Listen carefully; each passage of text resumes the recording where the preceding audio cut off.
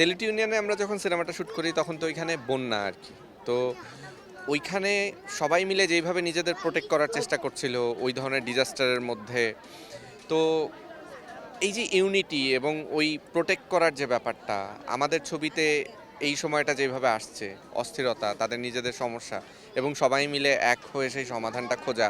তো আমাদের মনে হয়েছে যে লাস্টবার করাইল বস্তিতে আগুন লাগার পর এইখানে করাইলের মানুষজনের জন্য এটা এক ধরনের ইন্সপিরেশন হিসেবে কাজ করতে পারে। হয়তো অনেকেই মনে হতে পারে যে এই ধরনের কঠিন একটা পরিস্থিতিতে যেখানে মানুষ সারভাইভ করছে, নিজের ঘর নাই থাকার, সেইখানে একটা এরকম সিনেমা দেখানো আসলেই কি ঠিক কিনা। কিন্তু আমাদের কাছে মনে হয়েছে যে ছবিটা এই সময় এখানে দেখালে উনাদের মধ্যে এক ধরনের স্পিরিটও কাজ করতে পারে, যে আমরা সবাই মিলে এক হয়ে আমাদের এলাকাটা, আমাদের যে আগের অবস্থান ছিল, আমরা সেই জায়গায় ফিরে যাব এবং হয়তো আমাদের এখনকার আবাসন বা আমাদের নিজেদের জীবনযাপন আরও বেটারমেন্টের দিকে যাবে।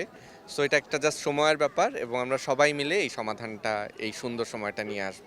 এই জন্য তাদেরকে দেখানো সবচেয়ে মজার ব্যাপার হচ্ছে যে আমি একদমই আশা করিনি যে এতগুলো মানুষ একসাথে শুরু থেকে শেষ পর্যন্ত বসে ছবিটা এনজয় করবে। এবং আমি পিছে দাঁড়ায় যখন শুনছিলাম, মানুষ বলছে যে প্রেম জিতে গেল, বা বলছে ভালোই হয়েছে, বা বলতেছে যে গল্পটা সুন্দর ছিল। তো এই জিনিসপত্রগুলো আসলেই খুবই ইন্সপায়ার করে।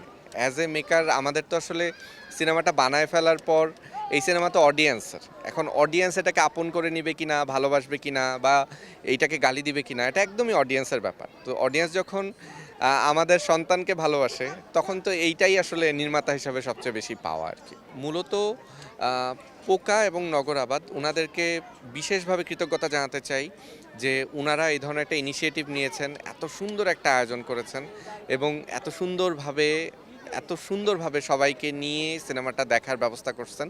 এই জন্য ওনাদেরকে বিশেষ কৃতজ্ঞতা।